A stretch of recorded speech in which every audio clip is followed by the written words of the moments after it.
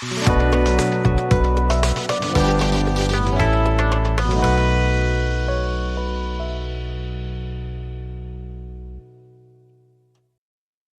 and welcome to this series, Building a Production-Style FastAPI Backend.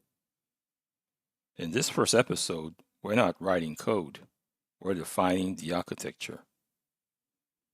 This backend does not start with models, it does not start with roots, it starts with the database. In this project, the Postgres database already exists. It's hosted on the Neon database cloud provider.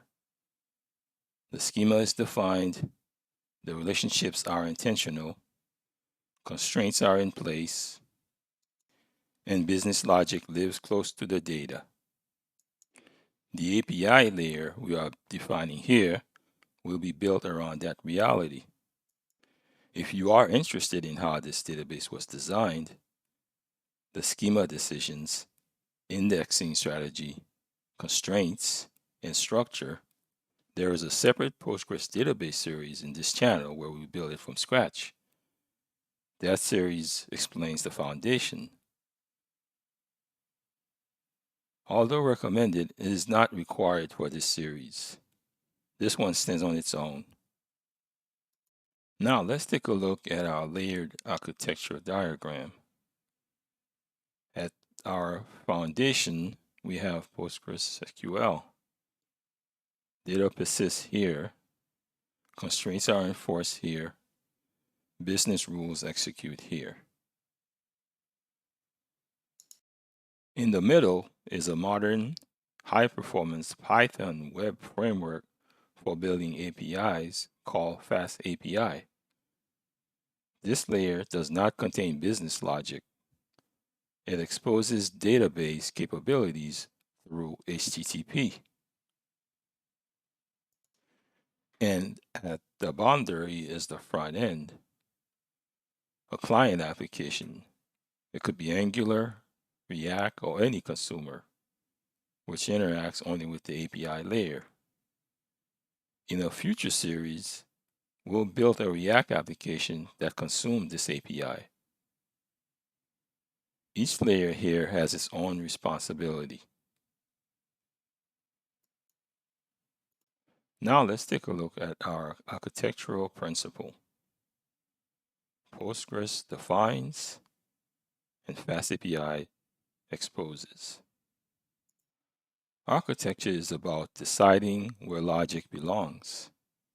In many projects, business rules are implemented in the application layer. They are validated in controllers, rewritten in services, and duplicated across endpoints. We're not doing that. In this system, Postgres defines the shape of the data. It enforces constraints and executes business logic through views and functions. FastAPI does not reinterpret that logic. It exposes it. This keeps the API thin, predictable, and replaceable. When business logic resides in the database, the API layer becomes an interface. This implementation happens to use FastAPI, but it could just as easily be .NET, Node, or any other platform. The system is not FastAPI, the system is PostgreSQL. FastAPI is one adapter. This is what makes the architecture durable.